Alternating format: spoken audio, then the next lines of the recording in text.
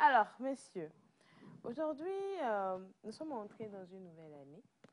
Et avec M. Arnaud, on avait parlé du fait qu'il faut chaque fin d'année s'asseoir avec son partenaire et savoir ce qui n'a pas marché, ce qui a marché pendant l'année dernière.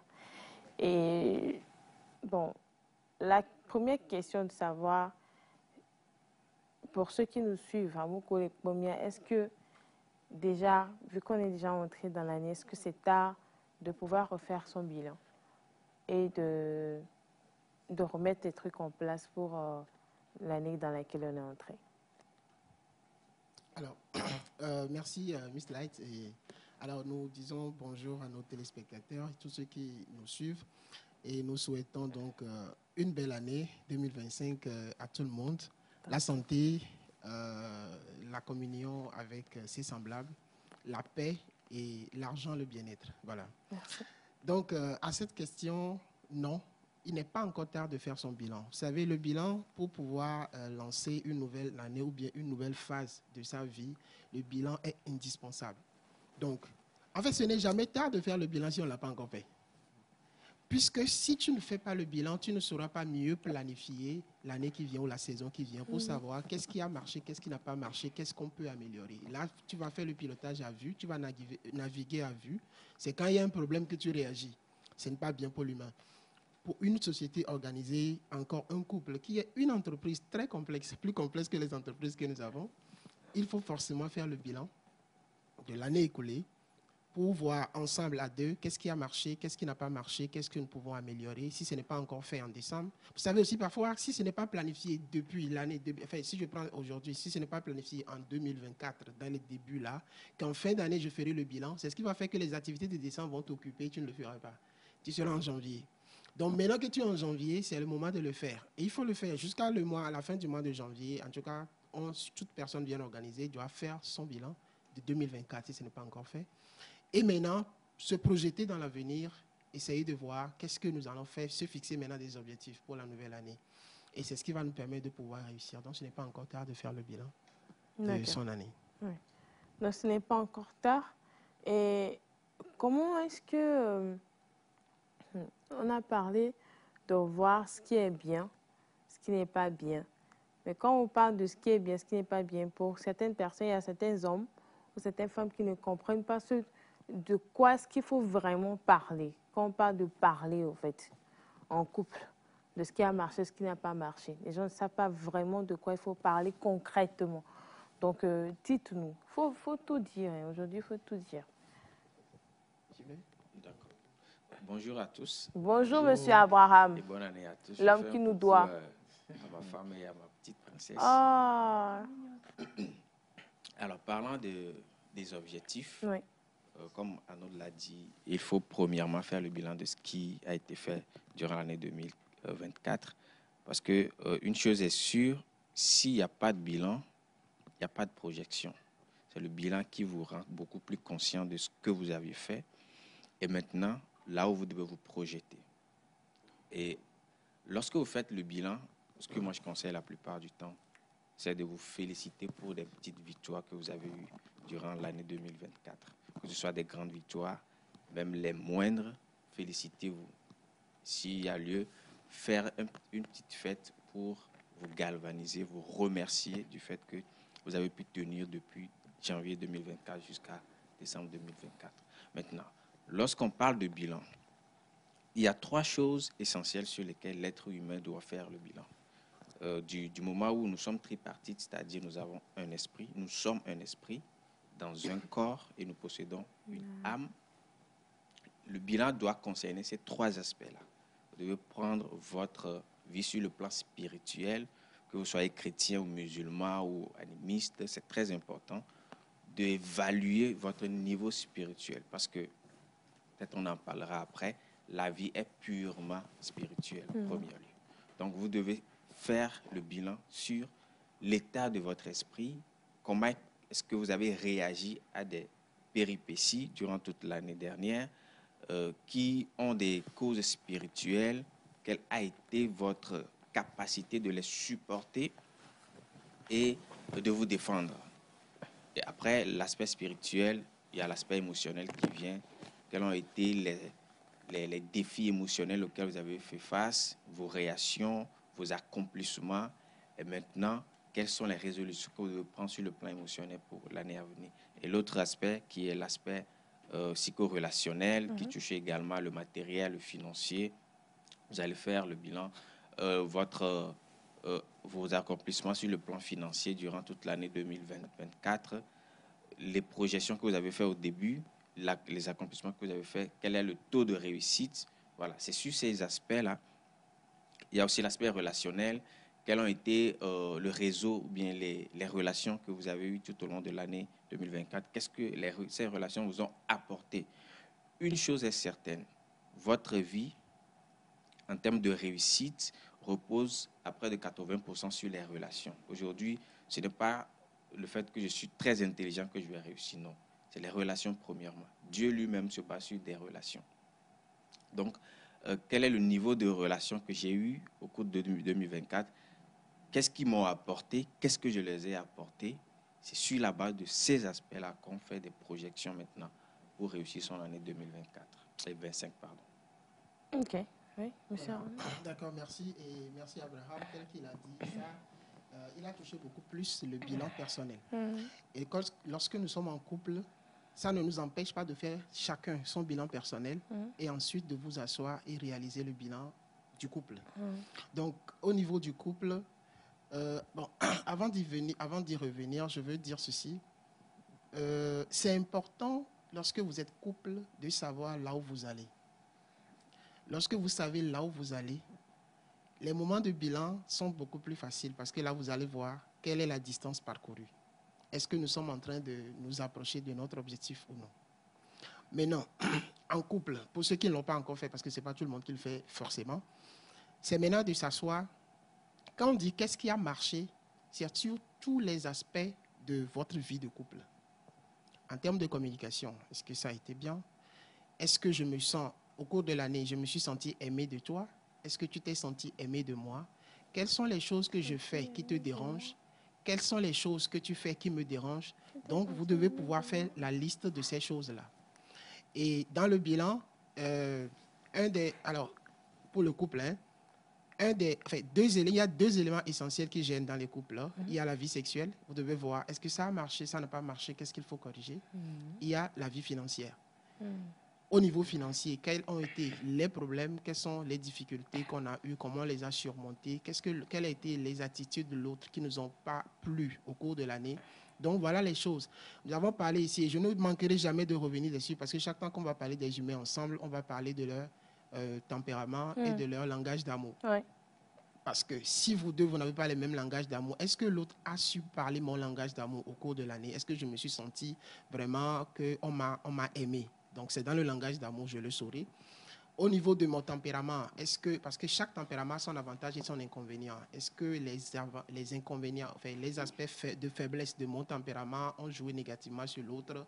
Est-ce que j'ai su me gérer, tout ça là? Donc, c'est cet ensemble de choses que vous allez évaluer. Si vous avez des enfants, c'est de voir l'éducation des enfants, qu'est-ce qu'on a pu faire? Est-ce que c'est bon? Est-ce que ce n'est pas bon? Donc, de faire le bilan. Parfois, pour savoir si c'est bon, ce n'est pas bon, c'est de voir les résultats obtenus. Donc, les résultats obtenus vous permettent de savoir, oui, ça, là, on a entrepris. Donc, si on avait fait ce truc dans l'année antérieure, on avait entrepris de faire ça. Maintenant qu'on prend, c'est l'heure de bilan, c'est de voir, selon les choses que nous avions planifiées, là, est-ce qu'on a pu les réaliser? Si oui, pourquoi on a réussi à les réaliser? C'est à noter. Sinon, pourquoi on n'a pas réussi à les réaliser? C'est aussi à noter. Donc, ce sont ces dimensions-là. Donc, ça, c'est à notre niveau interne. Maintenant, le rapport avec l'extérieur. C'est de voir aussi dans nos rapports avec l'extérieur, est-ce qu'on s'est bien comporté, est-ce qu'on ne s'est pas bien comporté, est-ce qu'il y a des relations à supprimer pour la nouvelle année, est-ce qu'il y a des relations à rechercher? C'est ça qui rejoint la question du réseau dont Abraham parlait. Il n'y a pas que le réseau personnel, il y a le réseau du couple aussi. Le couple aussi doit pouvoir avoir son réseau pour pouvoir avancer. Je parlais ici la dernière fois les couples peuvent avoir des amis couples pour pouvoir avancer parce qu'ils partagent des mêmes valeurs, ainsi de suite. Donc, c'est de voir, c'est tout cet ensemble de choses que vous allez voir dans le bilan et corriger. Donc, en fait, la suite du bilan, c'est de prendre des décisions, des objectifs pour la nouvelle année. Donc, si vous faites le bilan que vous vous arrêtez, vous ne prenez pas des objectifs pour la nouvelle année, c'est inutile. Donc, c'est quand vous allez terminer le bilan maintenant, vous allez pouvoir vous projeter sur l'avenir et essayer de voir. Vous allez reprendre les mêmes choses et prendre des décisions pour la nouvelle année. Donc, ce sont ces décisions-là que vous allez évaluer en fin d'année 2025. Et ce qui a marché, ce qui a permis que ça marche, c'est des points utiles à noter parce que les mêmes causes produisent les mêmes conséquences dans les mêmes conditions. Les choses qui ont marché pour vous, si vous trouvez ça utile, si vous ne le refaites pas, ça ne marchera plus. Donc, vous devez les noter pour pouvoir les refaire. Maintenant, les choses que vous avez faites qui n'ont pas marché parce que vous avez identifié les causes pour lesquelles ça n'a pas marché, vous allez aussi travailler sur changer les actions pour avoir des résultats différents. Donc, voilà, le bilan, c'est cet ensemble de choses que vous faites toute votre vie.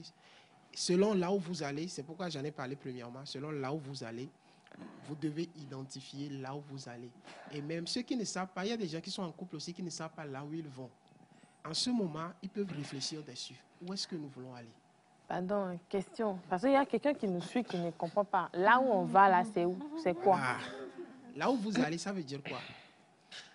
Des gens se mettent souvent en couple sans savoir pourquoi ils se mettent en couple. Des gens se disent, j'ai l'âge de me marier et ils se marient. C'est pas bien. C'est pas parce que j'ai l'âge de me marier, j'ai l'argent, donc je me marie. Le mariage n'est pas le but de la vie. Le mariage est un moyen pour accomplir le but de sa vie. Donc, pour pouvoir penser mariage, il faut penser d'abord le but de ta vie. Qu'est-ce que tu veux faire sur Terre? À quoi es-tu destiné?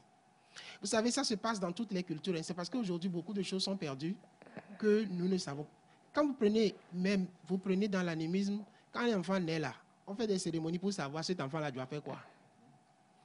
Quand vous montez, vous allez chez les chrétiens, certains le savent, d'autres ne le savent pas. En principe, on prie. C'est ce que les chrétiens appellent la destinée. Donc, dans d'autres religions aussi, on cherche toujours à savoir parce que quand on pose la question, quel est le but de la vie, vous allez voir que beaucoup n'ont jamais réfléchi à ça. Ils ne savent même pas pourquoi on vit. C'est pour ça que quand toi-même, tu ne connais pas le but de la vie, la nature, sinon ton environnement va finir par te donner un but. Sinon, tu vas réaliser le but des autres. Et à la fin, au soir de ta vie, tu seras frustré avec des regrets de j'aurais pu faire ci, j'aurais dû faire ci, mais tu n'aurais peut-être plus la force et l'énergie nécessaires pour les accomplir. C'est pour ça qu'en tant que jeune, c'est important de savoir quel est le but de ma vie.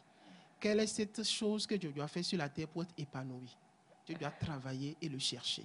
Il y a des livres à lire. Il y a le livre, par exemple, La Forme, je ne fais pas la publicité, mais pour ceux qui le veulent. Le livre Forme, le livre Une vie motivée par l'essentiel. Donc, il y a un certain nombre de livres pour lire, pour savoir, OK. On dit quand tu prends la forme d'un oiseau, tu vas voir que l'oiseau a des caractères adaptatifs pour voler. Le poisson a des caractères qui le prédisposent à nager. C'est ainsi que chaque humain, il y a des caractéristiques en toi qui t'orientent pour l'accomplissement de quelque chose de spécifique sur cette terre. Si je suis en train de parler ici, c'est parce que Dieu m'a donné des dispositions pour pouvoir faire. Des gens ont plus de connaissances que moi, mais n'ont pas les aptitudes pour s'asseoir et le transmettre. Donc, dès que tu sais que je suis appelé à faire telle chose, il y a des indices pour le savoir. Cette chose que tu arrives à faire facilement et que tu es prêt à faire même quand on ne te paie pas. C'est des indices pour savoir sur à quoi nous sommes destinés sur Terre. Une fois que la vision là sera claire pour toi, c'est là que tu vas chercher quelle est la femme qui va m'accompagner à réaliser ça. Quand tu connais ça, c'est là qu'il sera quel est l'homme avec qui je peux être pour accomplir ça. Donc, le mariage devient pour toi un moyen pour accomplir le but de la vie. Et là, pendant que vous cheminez, vous avez déjà discuté de ces choses, vous connaissez la vision l'un de l'autre et vous travaillez à la vision commune, vous savez là où vous allez sur Terre pour être épanoui. Donc là, quand vous êtes en couple, c'est ça ce que je dis, là où vous allez. C'est pour l'accomplissement de cet objectif-là. Donc c'est par rapport à ça que vous planifierez maintenant chaque année. Donc avoir des enfants, combien d'enfants on aura, sera fonction de là où nous allons. Ce n'est pas une question de on a pris goût des enfants, donc on en fait, ou bien non, on est même, tu sais, je ne suis plus intéressé pour. Non. Mais en fonction de là où vous allez, là, vous avez défini que, OK, parce qu'on veut être peut-être des missionnaires qui vont voyager tout le temps, on ne peut pas traîner des enfants. À cause de ça, on peut se dire, on va faire un enfant, 2 enfants, comme ça, on sera géré, parce que nous, notre passion là, c'est qu'on va se promener de ville en ville. Parce que non, moi, je ne peux pas me promener. J'ai la passion d'avoir des enfants. On va construire des orphelinats. On doit nous-mêmes avoir beaucoup d'enfants. C'est défini, ça fait partie de votre objectif. Vous vous asseyez. Et c'est en fonction de ça. Donc, quand c'est connu, la planification de chaque année devient facile. Parce que ce n'est même pas chaque année que vous planifiez. Vous avez des objectifs sur 10 ans qui sont déclinés en objectifs sur 5 ans, redéclinés en objectifs annuels, déclinés en objectifs mensuels. Et c'est ça qui vous aide à pouvoir faire des bilans chaque mois, chaque fin de mois, vous avez des mini-bilans. Trimestre, vous avez des mini-bilans. L'année, vous avez des mini-bilans. Alors, je dis comme ça, on a l'impression qu'on est des robots parce qu'on ne peut pas le faire comme ça, comme je suis en train de le dire. Mais quand même, ça vous donne une ligne directive et vous vous ajustez. Vous n'êtes pas Dieu pour définir les circonstances de votre vie. Vous allez les définir comme ça, mais ce n'est pas sûr que ça va s'accomplir comme ça à la lettre. Donc, vous aurez à les ajuster. Mais quand même, il y a la ligne directrice de là où vous êtes en train d'aller. Donc, c'est ce que je veux dire. D'accord. Merci beaucoup, M. Arnaud. J'ai vraiment pris le temps de suivre votre belle présentation. Merci. Et c'est un gros travail à faire avant même de se retrouver dans un couple ou bien passer le cap du mariage. Maintenant, pour les couples qui nous suivent ce matin, qui n'ont pas eu à faire ce travail-là dont vous venez de parler, un travail qui, je pense, est libérateur. Si on le fait en amont, une fois dans le couple, c'est comme juste des pages qu'on va dérouler. Mais pour les couples qui nous suivent là présentement, qui n'ont pas eu le temps de faire ce travail, mais, ou bien qui ont ignoré que ce travail devrait être fait en amont avant de rentrer dans le mariage et qui peut-être se retrouvent différents, hein, chacun avec sa vision et les visions ne concordent pas. Qu'est-ce que vous préconisez? Est-ce que c'est toujours possible de s'asseoir et de pouvoir trouver des consensus qu'il faut pour que les couples puissent savoir finalement là où ils vont? La question va à vous et à M. Abraham. Alors pour ces couples, il n'est jamais tard. Comme on le dit souvent, il n'est jamais tard si la vie se prolonge. Donc le plus important, c'est de s'asseoir, que chacun apporte sa vision de sa vie et qu'il y aura toujours des points convergents. Il y aura toujours des points convergents, en ce sens que avant même que vous ne vous mariez, chacun a pris le temps de comprendre l'autre, qui il est, et peut-être ce qu'il veut faire dans la vie. Donc, vous allez vous asseoir, chacun va essayer de parler de ce qu'il veut, là où il veut aller, et puis vous allez trouver des points convergents sur lesquels vous aurez à travailler tout le temps pour aller. Et comme Arnaud l'a dit, c'est une ligne directive. Du moment où vous trouvez des points convergents, vous verrez que certains de vos intérêts seront discutés à deux la plupart du temps. Et au fur et à mesure que vous vous asseyez, vous parlez de ces intérêts, vous réfléchissez là-dessus, vous verrez que votre vie sera, va rentrer dans cette ligne-là. Et puis, vous verrez que les choses vont aller d'elles-mêmes. Donc, le plus important, c'est de s'asseoir, que chacun parle, et que vous arrivez à réfléchir pour trouver des points communs. Maintenant, il arrive des fois, hein, je rebondis rapidement, que ça peut être l'homme qui veut bien qu'il y ait cette assise-là pour que la discussion soit faite. Et de l'autre côté, il y a la femme que je veux dire qui est un peu, excusez-moi le terme, étourdie, qui ne veut rien attendre, qui ne veut rien comprendre. Bon, comment on gère de ce côté-là? Parce qu'il faut que la personne accepte d'abord que la discussion soit faite et qu'il y ait les débouchés de la discussion avant que la vision ne soit commune et que les choses marchent bien. Oui, et là, vous n'avez pas tort. Vous savez, c'est ça aussi la question. Pour ceux qui ne sont pas encore mariés, c'est une chance.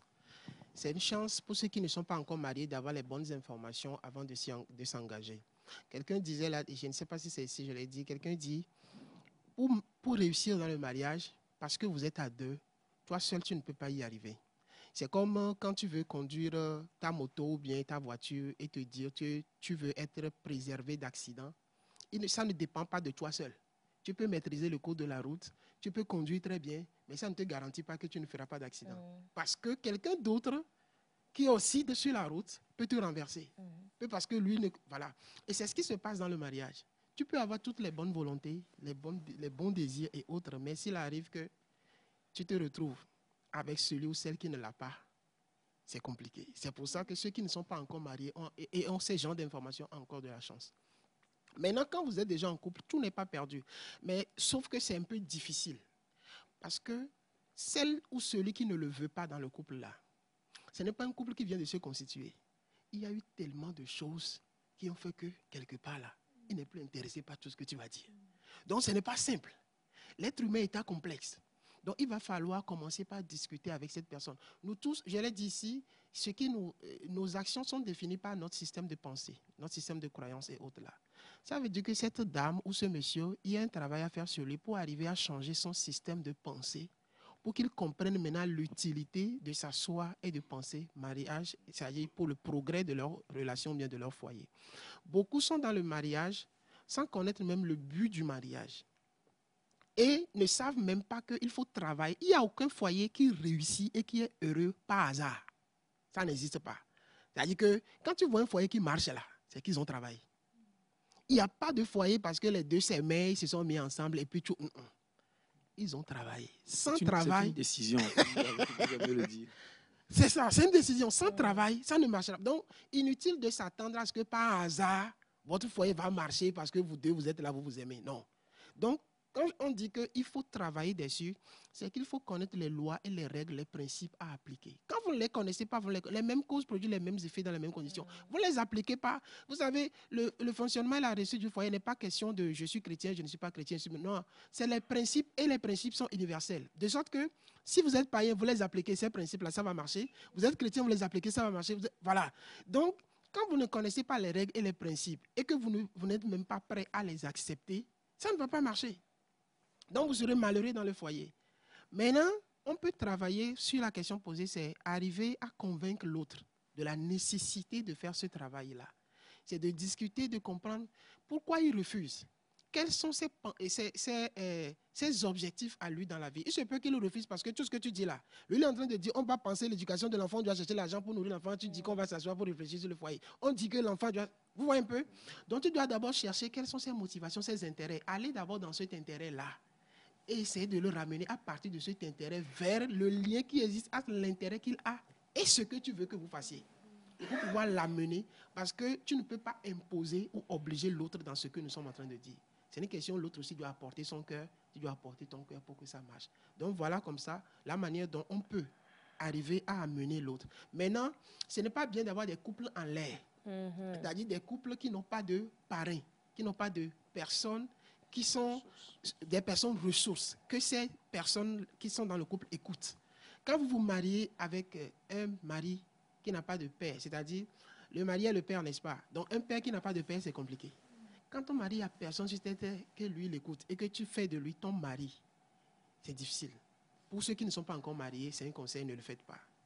Maintenant, pour ceux qui sont déjà mariés, quand il n'y a personne, aucune voix que la personne là écoute, ce n'est pas bien. Parce que parfois, vous aurez certains défis où vous aurez besoin que quelqu'un de l'extérieur vous parle. Il ne va pas vous imposer, mais il doit pouvoir vous parler pour vous éclairer. Et donc, si c'est quelqu'un que vous écoutez, ça va vous aider à pouvoir avancer. Donc, si par exemple on est dans ce contexte et qu'il y a quelqu'un que celui qui refuse là écoute, on peut amener chez cette personne. Et là, cette personne qui comprend le bien fondé peut les aider. C'est ce qui fait que parfois, quand les gens vont à l'église et qu'ils écoutent les pasteurs, ils font ces tâches-là. S'ils ont des couples pareils, les couples pareils. Si ce n'est pas à l'église, que ce soit l'imam ou bien dans les communautés traditionnelles aussi, parfois, il y a des personnes ressources qui sont écoutées par les gens de la communauté. On va vers ces personnes-là et on pose le sujet pour pouvoir amener le cœur de l'autre à adhérer à cette pratique-là. C'est bien. Les questions ont été posées et nous avons appris déjà qu'il faut faire un bilan collectif, surtout quand vous êtes en couple. Il faut savoir si ce que vous avez fait l'année dernière, qu'est-ce qui n'a pas marché, qu'est-ce qui est à refaire, qu'est-ce qui a changé et tout.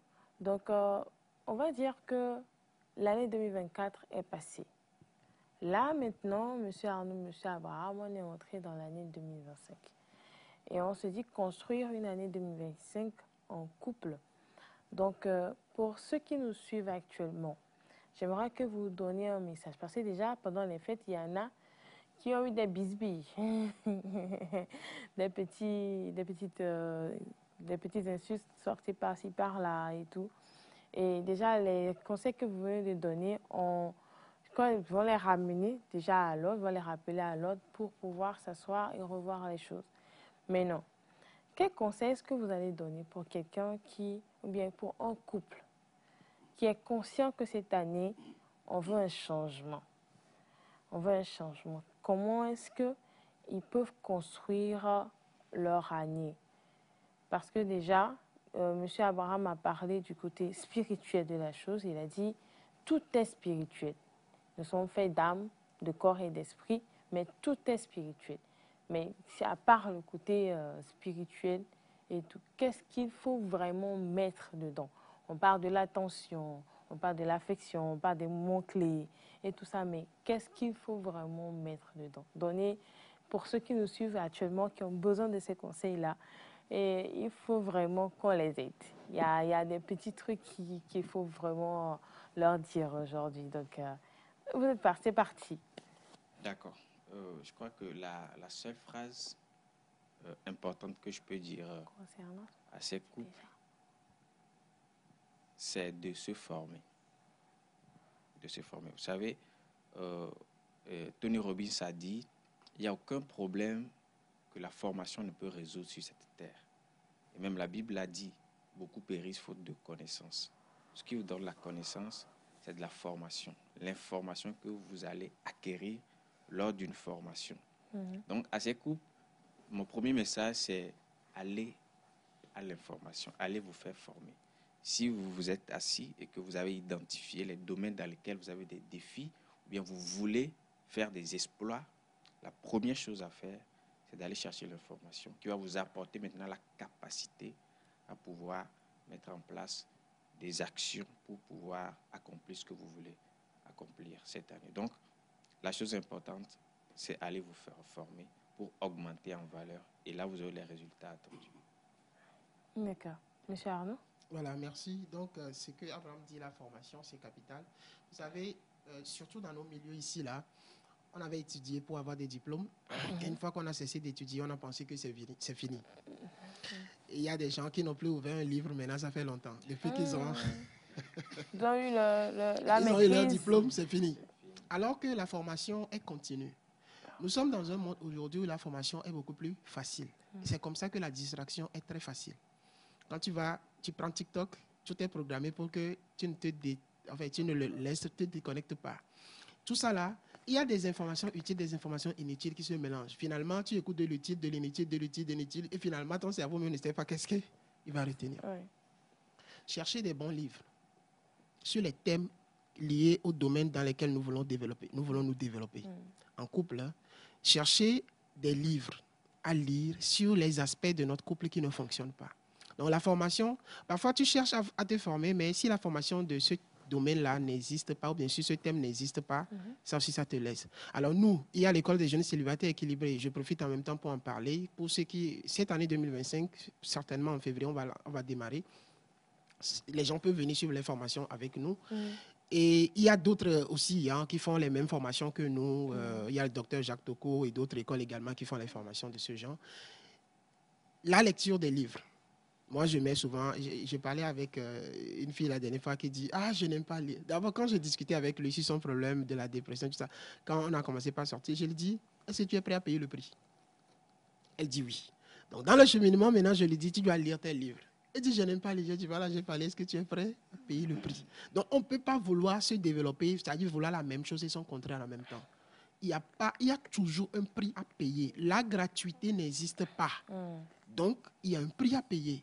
Donc, dans ce prix-là, c'est de se donner. Quand on dit formation, là, c'est du temps que vous allez consacrer, de l'argent et de l'énergie. Hein. Vous allez vous asseoir quelque part pendant des heures en train d'écouter, d'apprendre. Vous allez, quand j'ai parlé de livres, vous allez acheter le livre. Parce que bon, vous pouvez télécharger des livres aussi, si c'est gratuit.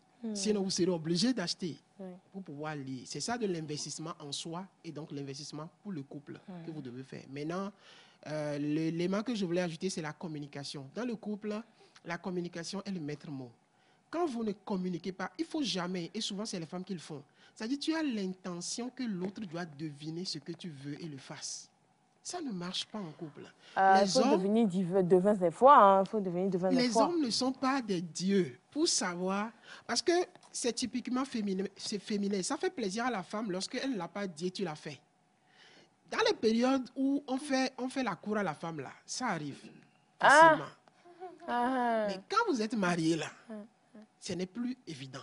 Parce que l'homme n'a pas un cerveau qui fait deux choses à la fois. Quand il te fait la cour, tellement il est connecté à toi qu'il peut deviner tes besoins. C'est-à-dire qu'il peut les sentir. C'est l'empathie, c'est comme ça on l'appelle, non? Mais quand vous vous mariez, ce n'est pas qu'il ne va pas le faire, hein, mais maintenant vous êtes ensemble. Ce n'est plus des besoins sporadiques, c'est des besoins permanents, c'est-à-dire des attentes permanentes que tu as. Il faut lui dire, il faut communiquer. L'autre aussi ne doit pas se dire, normalement, elle devait faire... Il n'y a rien de normalement. Dis ce que tu veux, discutez-en et retenez ce qu'il faut faire. Donc, c'est le conseil que je veux donner. Ça évite beaucoup de problèmes dans le couple. La plupart des problèmes, c'est les attentes non satisfaites parce qu'on pense que l'autre aurait dû faire ceci et il ne l'a pas fait. On pense qu'il aurait dû se comporter comme ceci et il ne l'a pas fait. Il ne faut pas penser quelque chose, il faut dire. Et vous discuter pour retenir ensemble ce qu'il faut faire. Voilà. D'accord. On a parlé aujourd'hui de ce qu'il faut faire pour entrer dans une année 2025 ou bien pour entamer cette année comme il se doit en tant que couple. Pour tous ceux qui ont passé un moment pas trop douce, un moment pas trop romantique en 2024, nous vous souhaitons déjà de mettre en exergue les conseils qui ont été donnés ce matin. Déjà, les questions posées par Mme Émilie, les réponses données par M. Abraham et M. Arnaud. Il faut vraiment savoir que être en couple, il y a des prix à payer. C'est ça. Et quand il y a des prix à payer, à chaque fois, il faut chercher à faire plus, à réparer les petites bêtises qu'on a faites durant l'année parce que personne n'est sain. Les petits moments de déphasage, il y en aura toujours dans l'année. Ou bien j'ai menti, mais les coachs. Non, c'est ça. Et ça m'amène même à préciser quelque chose. Une nouvelle année, c'est souvent une opportunité pour pouvoir se pardonner.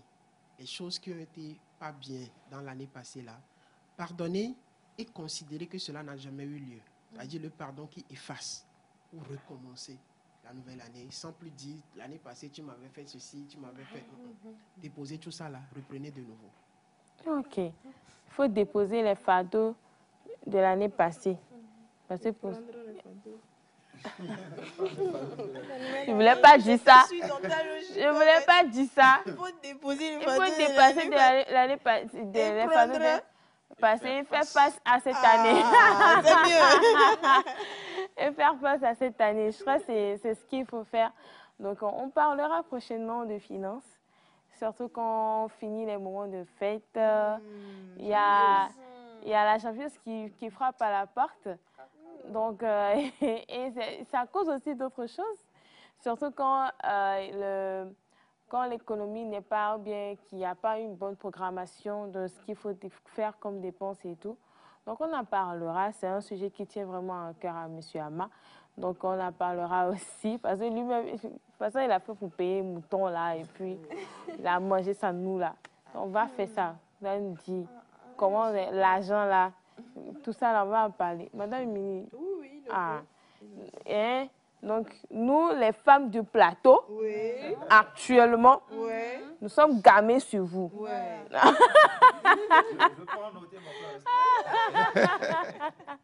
Merci beaucoup, Monsieur Abraham et Monsieur Arnaud, pour ce moment de partage. Merci pour tous les mots que vous avez employés. Et on espère bien que ceux qui nous suivent aujourd'hui et les couples qui nous suivent, vous avez écouté et vous allez prendre de ce pas les bonnes résolutions pour cette année. Il faut aller à la discussion. La communication est très importante. C'est ce qu'on ne cessera jamais de répéter sur ce plateau. Et c'est important pour vous de savoir que votre joie commence aussi par vous-même. Et en le donnant à votre partenaire, vous commencez par donner de la joie à votre couple. Au jingle, on va au clip et on revient.